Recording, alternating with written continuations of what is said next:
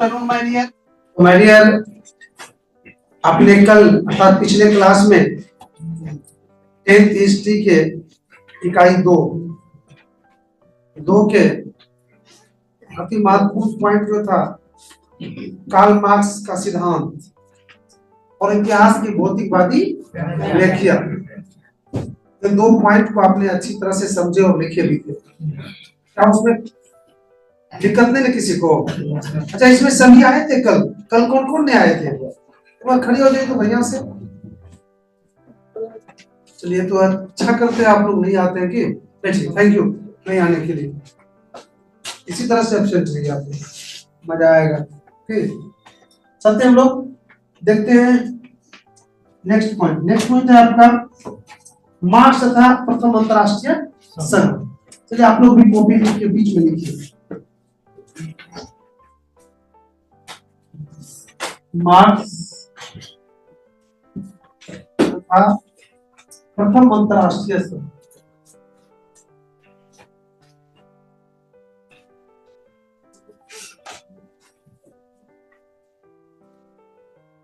अंतरराष्ट्रीय संघ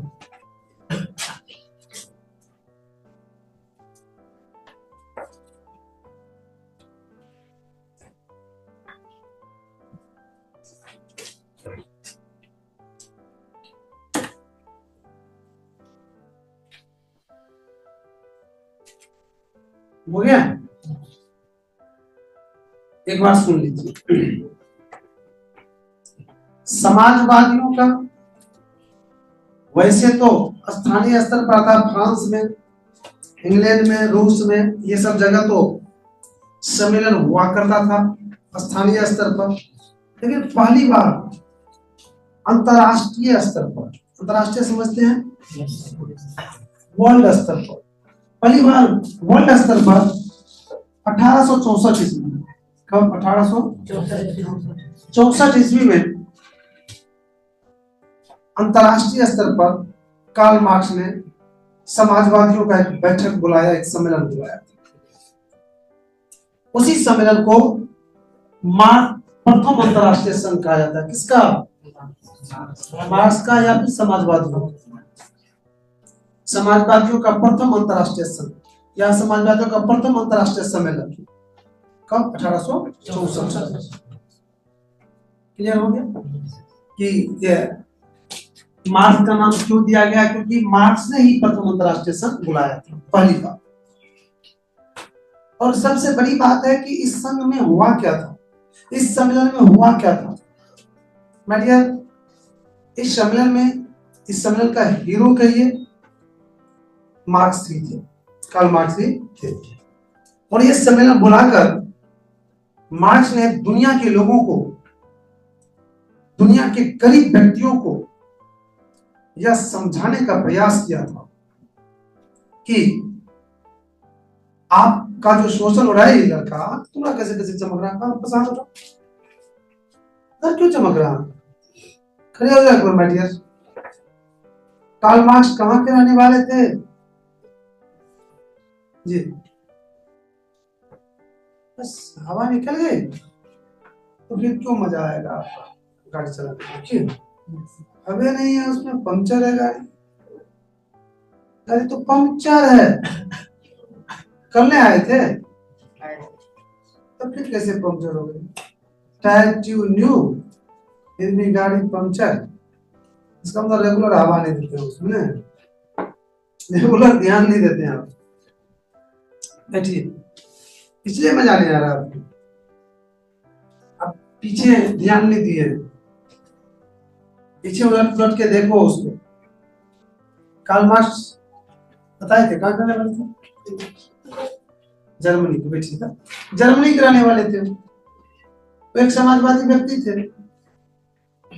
उन्होंने अपने सिद्धांत को लोगों को चलाने के लिए, अपने सिद्धांत को बताने के लिए उन्होंने अंतरराष्ट्रीय स्तर पर एक सम्मेलन बुलाया था 1864 ईस्वी में। और पहली बार ऐसा हुआ था समाजवादियों का, इसलिए उस सम्मेलन को प्रथम अंतरराष्ट्रीय संघ कहा जाता है। इसमें कार्ल मार्क्स के ही सब कुछ थे। मैं बता रहा था कि उस समय में हुआ क्या था।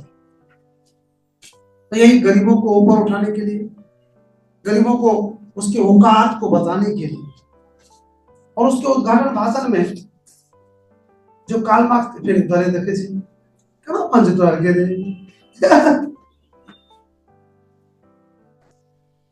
मैंने कहा था कि कार्ल मार्क्स उद्घाटन भाषण जो था उसमें कुछ कहा था, उसमें क्या कहा था वो सुन लीजिए। उसी से इस सम्मेलन का उद्देश्य स्पष्ट होता है। इन्होंने कहा था कार्ल मार्क्स अपने भाषण में गरीबों को कि आपका जो शोषण हो रहा है, आपको जो दबाता है लोग, आपको जो अधिकार नहीं दिया जा रहा है, इससे छुटकारा आप खुद के प्रयास से होंगे। ऐसा में दूसरों के प्रयास से नहीं, खुद के प्रयास से। आप खुद प्रयास कीजिए कि मैं शोषित नहीं हूं, हमें बड़े लोग, उच्च लोग दबाए नहीं। अगर आप ऐसा करेंगे तभी आपका कल्याण हो सकता है, तभी आपकी गरीबी दूर हो सकती है, तभी आपको उचित मान सम्मान मिल सकता है।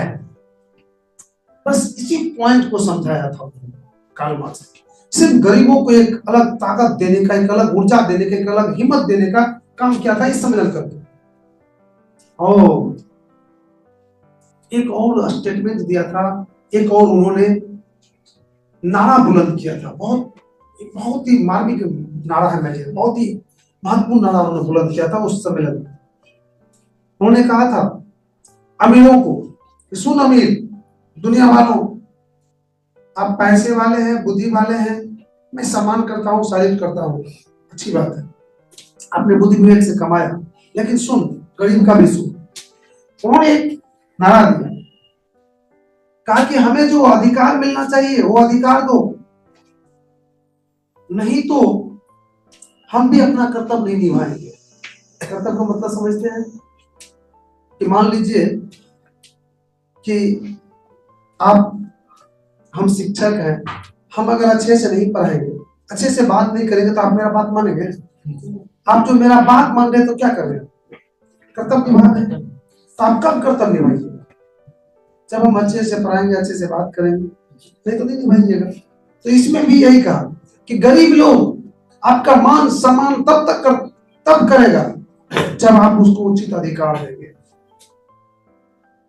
ये बात समझाते हुए एक लाइन में उन्होंने नारा खींच दिया कर से कहा कि अधिकार के बिना कर्तव्य नहीं, अधिकार के बिना कर्तव्य नहीं। कहा कि जब तक हमें अधिकार नहीं दीजिएगा तब तक अपना कर्तव्य नहीं निभाएंगे, तब तक आपको मान सम्मान नहीं देंगे। अधिकार के बिना कर्तव्य नहीं। और ये भी कहा, सुन माय डियर अमीरों, मैं कहता हूं कि अधिकार के बिना कर्तव्य नहीं, मुझे अधिकार दीजिए, मैं कर्तव्य निभाऊंगा, मैं आपका मान सम्मान करूंगा, मैं आपकी बात मानूंगा, सब कुछ करूंगा। और फिर ये भी कहा कि अधिकार के बिना कर्तव्य नहीं और कर्तव्य के बिना अधिकार नहीं। तो अगर तो आपने एक बार अधिकार दे के देखो, अगर मैंने गड़बड़ सड़बड़ किया, कर्तव्य नहीं निभाया, फिर अधिकार छीन देना, ऐसा समझे, फिर मुझे उन चीज से वंचित कर देना, कोई दिक्कत नहीं। देखो कितना स्टेटमेंट, एक लाइन, अधिकार के बिना कर्तव्य नहीं, कर्तव्य के बिना अधिकार नहीं। ये नारा इसमें बुलंद किया था प्रथम अंतरराष्ट्रीय सम्मेलन। तो देखिए आपने इसमें क्या क्या जानकारी दी कि 1864 में कार्ल मार्क्स के द्वारा पहला समाजवादियों का अंतरराष्ट्रीय सम्मेलन हुआ था। उसे ही प्रथम अंतरराष्ट्रीय संघ भी, समाजवादियों का प्रथम अंतरराष्ट्रीय संघ भी कहा, समाजवादियों का। और उसमें कार्ल मार्क्स ने गरीबों को, शोषित वर्गों को यह समझाने का प्रयास किया था कि खुद के प्रयास से ही आप अपनी समस्या से निजात पा सकते हैं, अपने समस्या से ऊपर उठ सकते हैं, छुटकारा पा सकते हैं, यही समझाने का प्रयास किया। और लास्ट में उन्होंने इसमें एक नारा बुलंद किया था, अधिकार के बिना कर्तव्य नहीं और कर्तव्य के बिना अधिकार। ये 3-4 चीज अगर जान गए मिला के मिक्सचर बना दीजिए, बना गया पॉइंट, नहीं बन गया तो कुछ नहीं है। इसी तरह से छोटा छोटा चीज को पकड़ना है। 64 कार्ल मार्क्स, अधिकार के बिना कर्तव्य, कर्तव्य के बिना हो गया, फटाक से बन गया क्वेश्चन। चलिए लिख लीजिए फट से। देखिए कार्ल मार्क्स के नेतृत्व में, कार्ल मार्क्स के नेतृत्व में, कार्ल मार्क्स के नेतृत्व में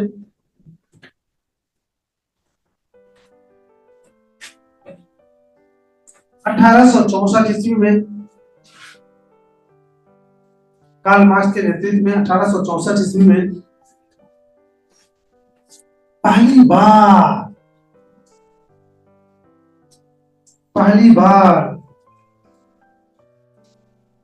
समाजवादियों का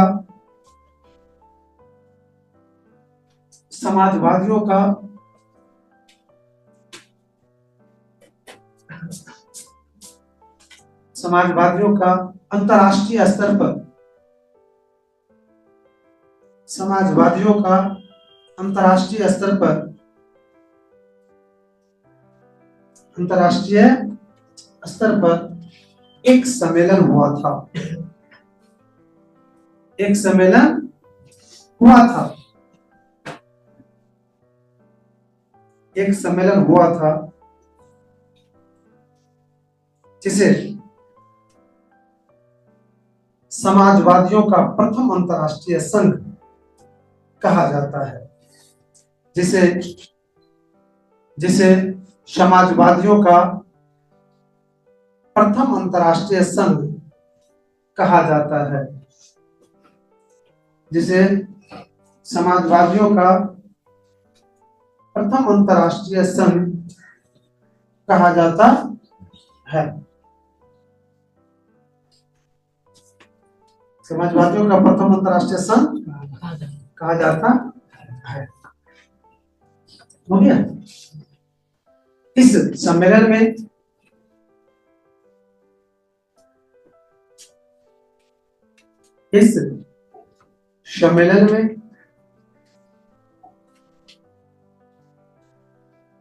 में कार्ल मार्क्स ने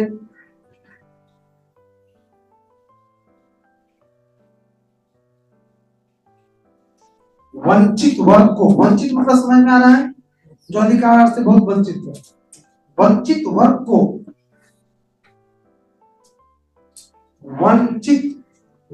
को यह समझाने का प्रयास किया कि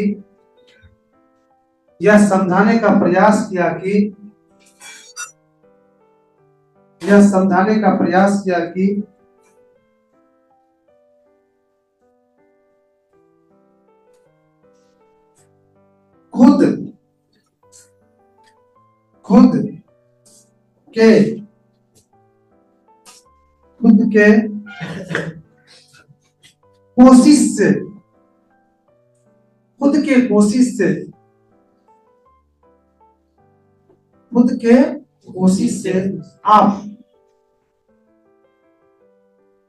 अपनी स्थिति को बदल सकते हैं। खुद के कोशिश से आप अपनी स्थिति को बेहतर बना सकते हैं, बेहतर बना सकते हैं।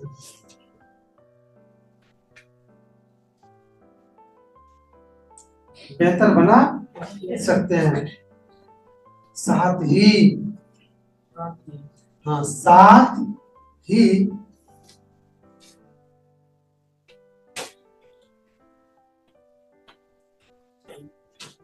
उन्होंने एक नारा भी बुलंद किया। साथ ही उन्होंने एक नारा भी बुलंद किया।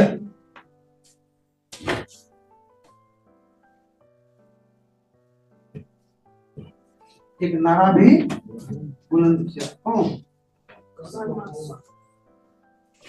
अधिकार के बिना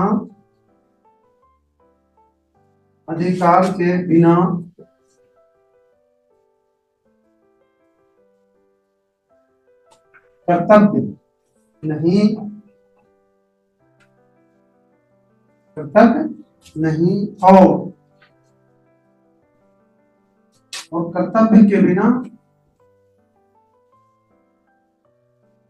के बिना अधिकार नहीं है।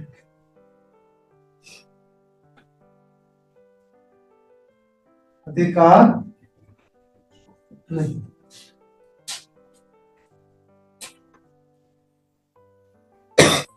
ये था स्टेटमेंट। तो इस तरह से मेडियर पहला पॉइंट इसका खत्म हो गया। अगला पॉइंट बताइए।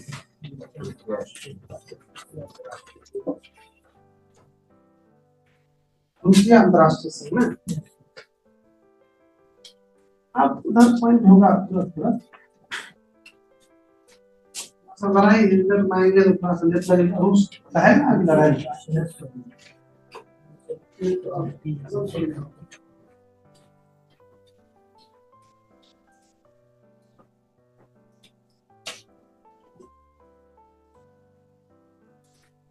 द्वितीय अंतरराष्ट्रीय संघ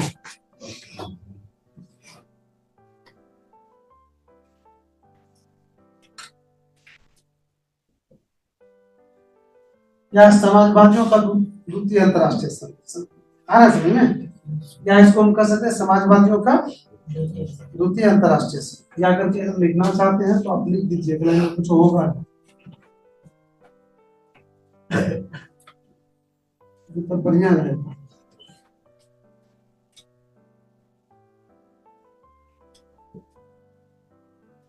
समाजवादियों का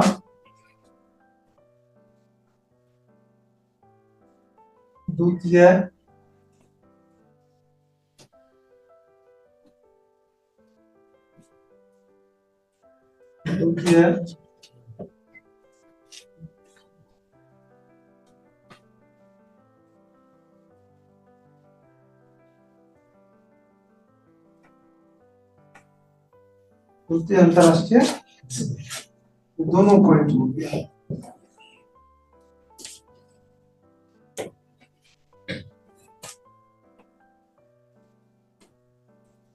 ओके, चलिए एक बार सुन लीजिए। 1800 में लिखे हैं। आपकी जो बात नहीं आ रही, आप खुल गया, चल गया घर।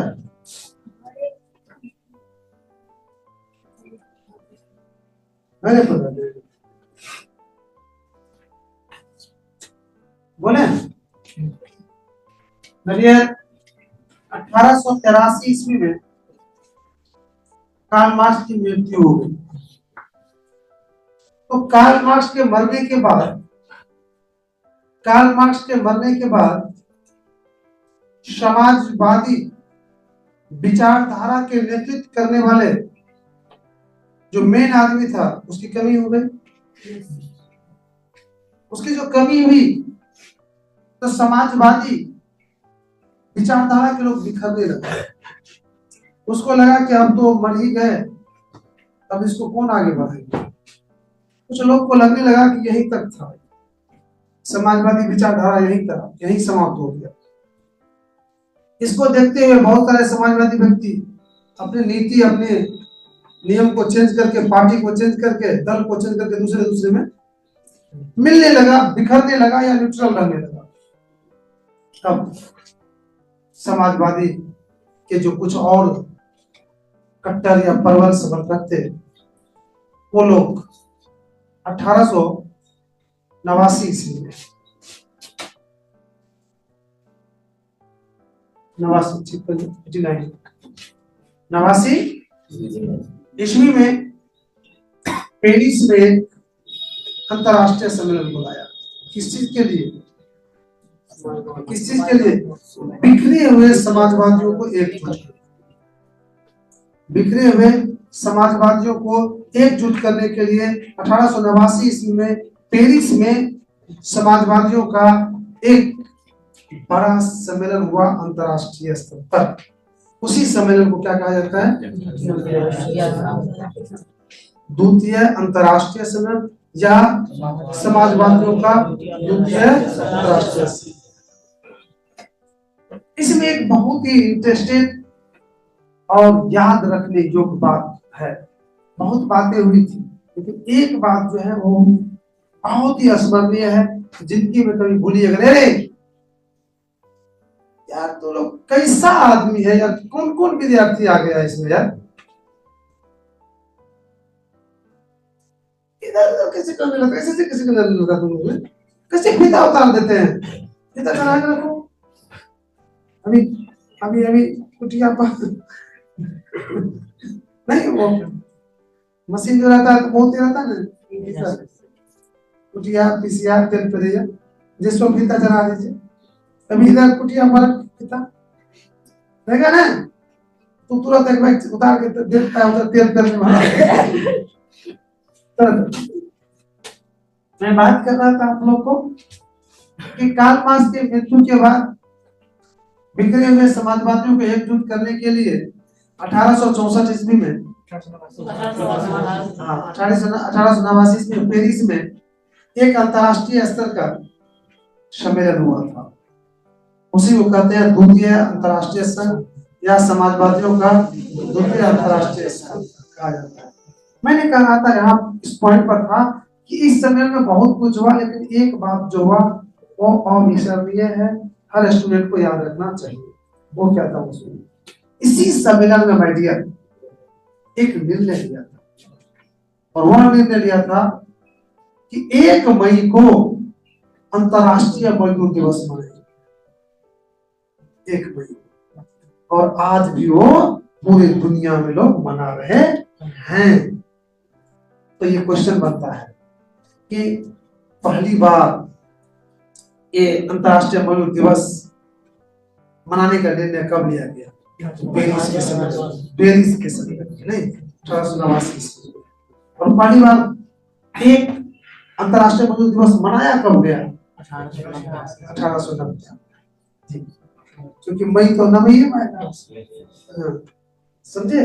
तो इस तरह से ये बहुत इंपॉर्टेंट है मेरे। और एक तरह से देखो ये एकजुट करने के लिए हुआ था, आज भी एकजुट हो रहा है। आज भी 1 मई को पूरी दुनिया के मजदूर एक हो जाता है, नहीं हो जाता है? आज मजदूर दिवस है, छुट्टी दिवस है, ये है वो है। देखो कितना ये लोग दिमागी लोग था कि कैसा कैसा काम कर दिया है कि लगता है कि सब दिन रहेगा ये एकता। इसलिए ये सब को पढ़ने के लिए दिया गया। हर एक सम्मेलन, इस सम्मेलन से जानते हैं सीख मिलती है। अगर आप पता नहीं, अभी तो बचपना है, लड़कपन है, आप लोग की लर्निंग एज है, पता नहीं आगे क्या बनिएगा, नेता बनिएगा, पदाधिकारी बनिएगा, क्या बनिएगा। तो हर जगह संगठन की जरूरत होती है, चाहे नेता बनिए, पदाधिकारी बनिए, तो वहां संगठन की जरूरत होती है। तो किस तरह के संगठन होनी चाहिए, कितना उद्देश्य होना चाहिए, क्या होना चाहिए, ये सब क्या होता है, संगठन की क्या इंपोर्टेंस होती है। देखते छोटा सा निकाले कैसे निकल रहा है उसको बढ़िया बढ़िया चीज। फर्स्ट संगठन का देखिए आपने, दूसरा का देख लीजिए, जो वो इसका संगठन हुआ था अंतरराष्ट्रीय स्तर पर, देखो हिला के रख दिया है दोनों समाजवादियों को। चलो बढ़िया लिखो ये, देखिए कार्ल मार्क्स के मृत्यु के बाद, कार्ल मार्क्स के मृत्यु के बाद, कार्ल मार्क्स के मृत्यु के बाद, कार्ल मार्क्स के मृत्यु के बाद बिखरे हुए राष्ट्रवादियों, बिखरे हुए समाजवादियों, बिखरे हुए समाजवादियों को, बिखरे हुए समाजवादियों को, बिखरे हुए समाजवादियों को एकजुट करने के लिए, एकजुट करने के लिए, करने के लिए 14 जुलाई 1889 को कहां पर? पेरिस में, पेरिस में समाजवादियों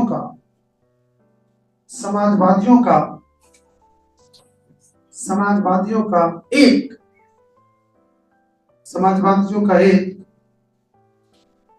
अंतरराष्ट्रीय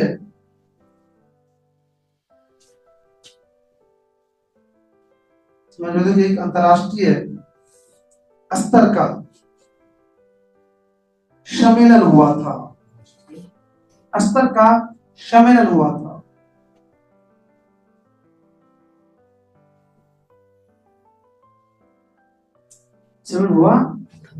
जिसे समाजवादियों का द्वितीय अंतरराष्ट्रीय संघ कहा जाता है। जिसे नहीं मजा आ रहा है मेरे यार, आ रहा है ये छोड़ा अपने जैसे समाजवादियों का द्वितीय अंतरराष्ट्रीय संघ कहा जाता है। जिसे समाजवादियों का द्वितीय अंतरराष्ट्रीय संघ कहा जाता है। हो गया।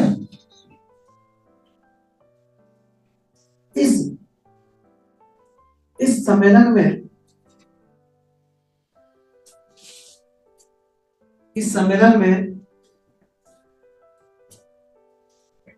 1 मई को इस सम्मेलन में 1 मई को अंतरराष्ट्रीय मजदूर दिवस 1 मई को अंतरराष्ट्रीय मजदूर दिवस 1 मई को अंतरराष्ट्रीय मजदूर दिवस के रूप में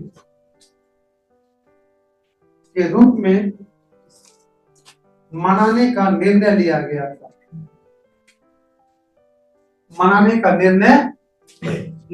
था।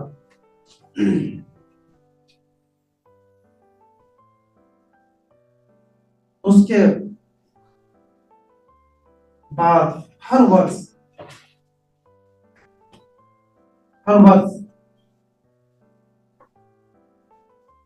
1 मई को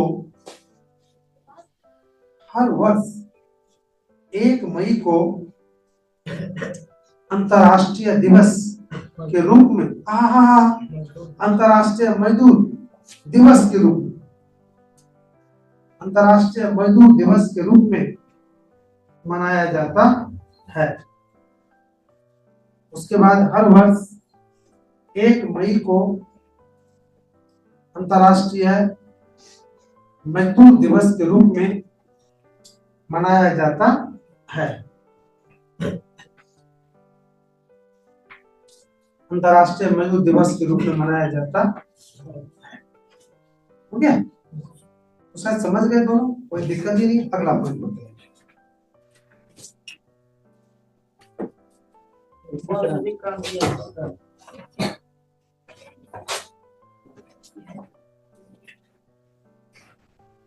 यार देखो, अब मैं आप लोग से एक रिक्वेस्ट करता हूँ कि होली तक जो है कोई छुट्टी उटी भी नहीं है, ठीक है? कोई परेशानी भी नहीं है आप लोगों को। डियर, होली तक जो है ना आंख बंद करके रेगुलर ट्यूशन हो, टाइम से थोड़ा सा टाइम खींच के होली तक पूरा एकदम दंगल उठा दो। तो 1 महीना दंगल उठा दीजिएगा ना, सिलेबस बहुत खींच देंगे हम। सभी लोग रेगुलर आते हैं तो मजा आता है हमको भी, क्योंकि सब पैसा दिया है पढ़ने के लिए। अगर कोई नहीं आते तो उसका चिंता होता है ना यार, उसका सिलेबस छूट रहा है, फिर बाद में समझेगा नहीं, कम अंक आएगा, बहुत बातें हो जाती है। तो आइए बताइए कौन सा अगला है? बोल्शेविक क्रांति या रूसी क्रांति? नहीं,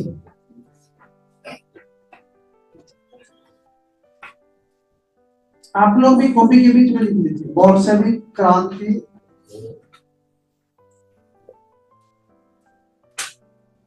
या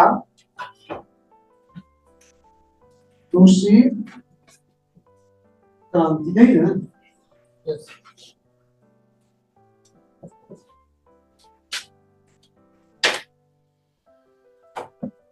अब मैं डियर अपना लोग पहुंचेंगे, बहुत दिन से तो थे उधर जर्मनी और की तरफ, अब पहुंचना पड़ेगा रूस।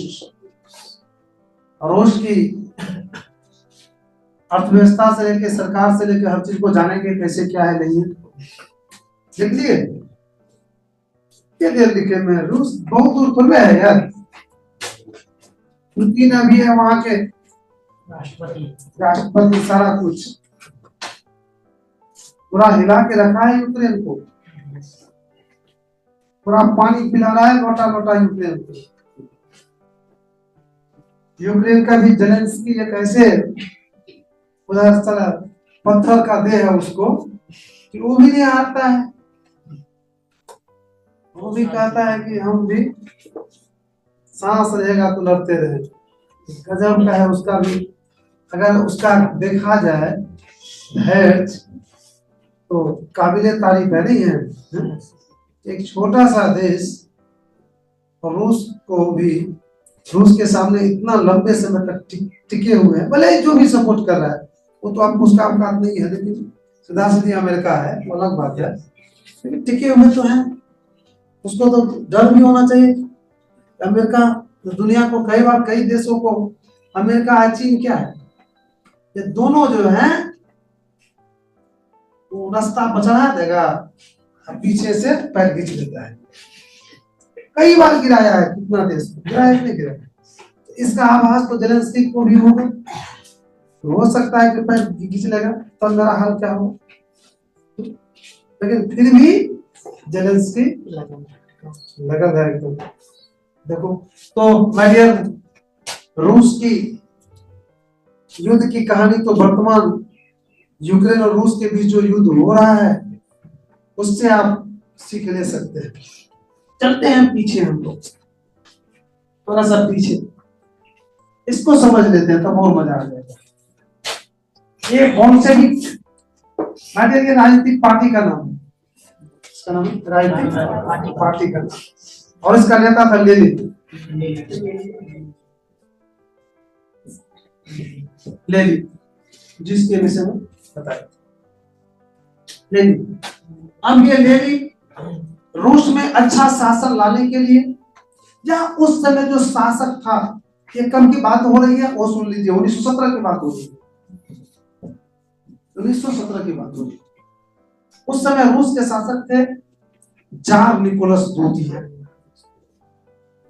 जार निकोलस द्वितीय थे रूस के शासक, और जार निकोलस द्वितीय रंगीला टाइप का व्यक्ति था।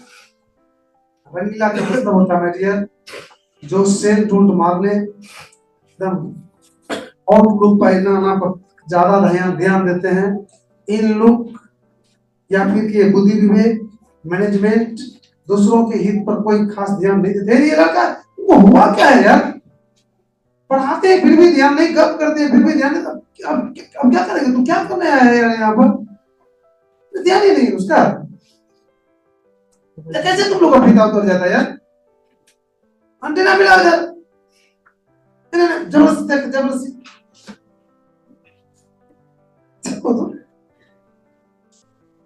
तुमको नहीं लगता। अच्छा तुम साइंस में कैसे दिमाग जाता होगा इसके,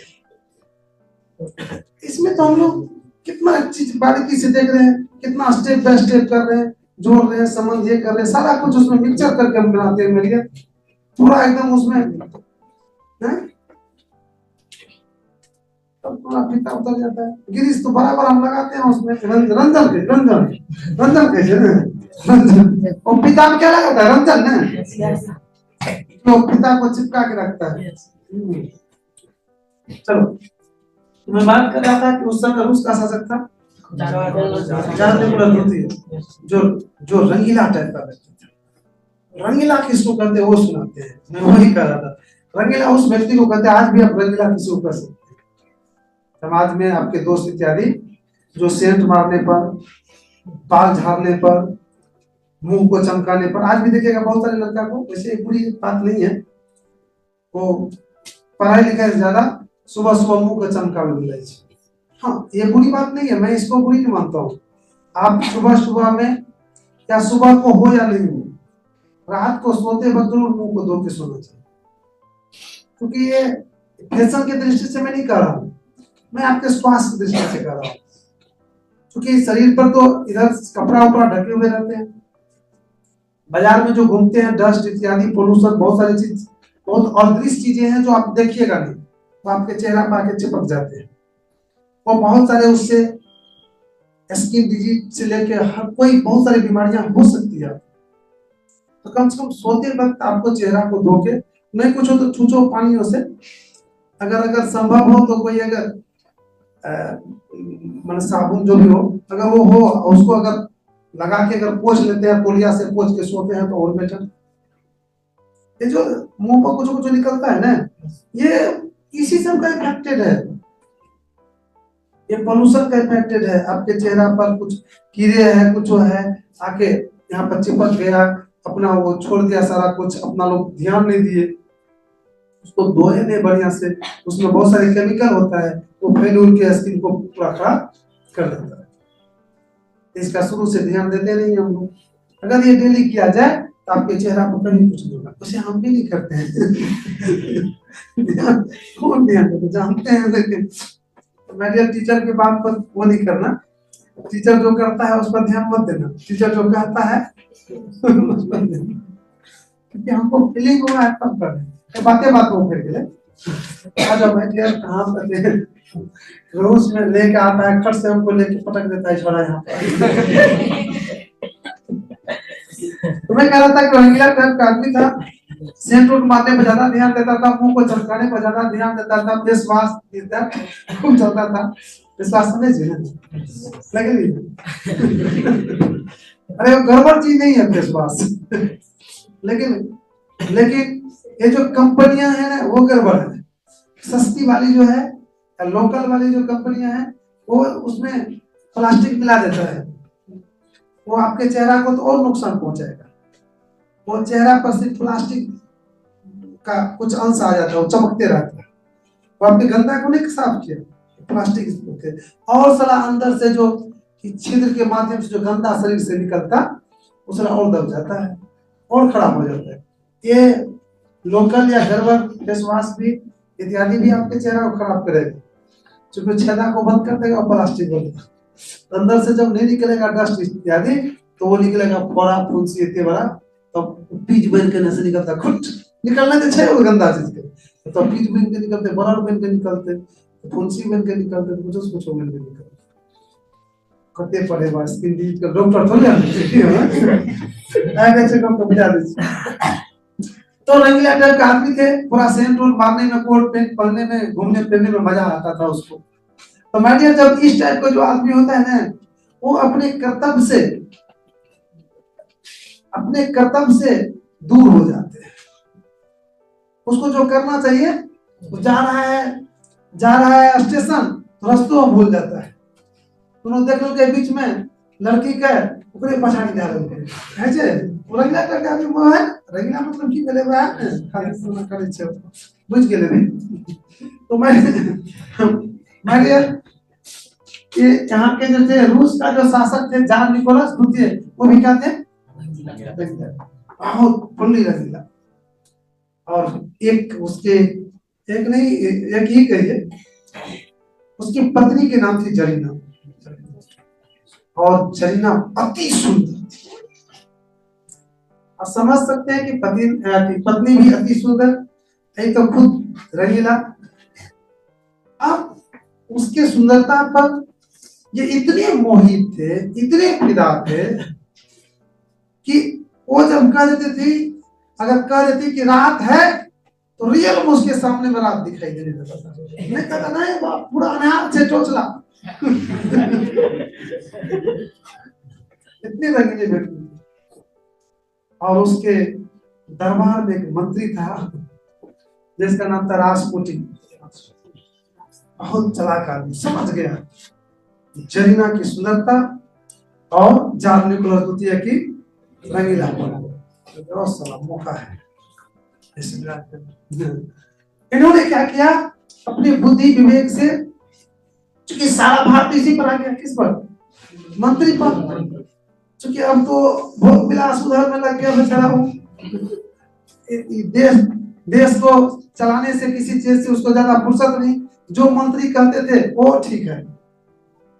और मंत्री ने क्या किया, मंत्री ने क्या किया, जरीना को अपने बातों से प्रभावित करके ये साबित कर दिया कि मैं गलत नहीं हूं, मैं जो बोलूंगा, मैं जो कहूंगा वो 100% सही है।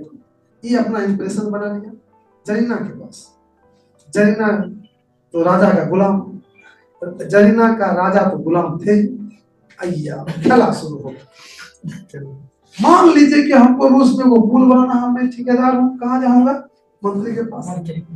फिर मंत्री जी 3 करोड़ के रहे, बिल पास कर 1 करोड़ हो जा लिया, खुला बोल के लिए होते 3 करोड़ के कागज 1 करोड़ हो जाता है ना, दे दिया, कोई बात नहीं, बुलाने बनाया ना, ठीक है चलो। अब ये जरीना को पेपर थमा देते थे, देखिए तो हम निरीक्षण करके आए हैं, खुला एकदम टन है। जरीना वो पेपर लेके चले जाते थे चार निकलो दूसरे के पास, वो कहता था कि आए ना जरीना के मुंह तरफ तक साइन कर हो गया साइन 3 करोड़ का, एक भी पैसा का काम नहीं हुआ। आप भी कहिएगा इस तरह से काम होगा तो देश कितना दिन चलेगा? कुछ ही दिन में माय डियर रूस के हाल वो हाल हुआ जो भूख के कारण से लोग वहां मरने लगे। बेरोजगारी, भूखमरी, लूटपाट, जो असामाजिक तत्व था वो जवान हो गया, मजबूत हो गया, पहलवान बन गया। असामाजिक तत्व मतलब समझ में आ रहा है? सोचो पहलवान बन गया। फिर वहां के लोग तबाह होने लगे, और तबाह जब होने लगते हैं तो कुछ भी करने के तैयार हो जाता है। और उसी बीच एंट्री लिया कौन? इसको देख के बड़ी दुखी हुआ, साला ये क्या हो रहा है। फिर इन्होंने इसके नेतृत्व में आंदोलन शुरू हुआ, और बहुत सारे आंदोलन शुरू हुआ, और आंदोलन शुरू हुआ, ऐसा आंदोलन शुरू हुआ मेरे, ऐसा आंदोलन शुरू हुआ, बताएंगे कहानी, चूंकि अभी टाइम खत्म हो गया। आपको लगता होगा कि कहानी खत्म हुआ, नहीं बैठ जाए, अभी जितना कहे उसका 55 बचा, लेकिन मैंने बीच में ऐसा कट मारा कि आपको पता नहीं चला। फिर बीच में हम बता देंगे वहां तक। तो आगे लेनिन के पार्टी बोल्शेविक, इसके नेतृत्व में वहां पर यही 1917 ईस्वी में अक्टूबर महीना में आंदोलन हुआ, और उस आंदोलन के फलस्वरूप जार निकोलस द्वितीय सहित उसके जो भी चला चिठा था सब खत्म, और लेनिन के नेतृत्व में सरकार बनी। और लेनिन जब बने सरकार तो रूस को फिर से सजाया, और ऐसा सजाया, ऐसे पटरी पर चढ़ाया, इतना गति दिया कि अभी तक दौड़ ही रहा है, रुकी नहीं है रूस।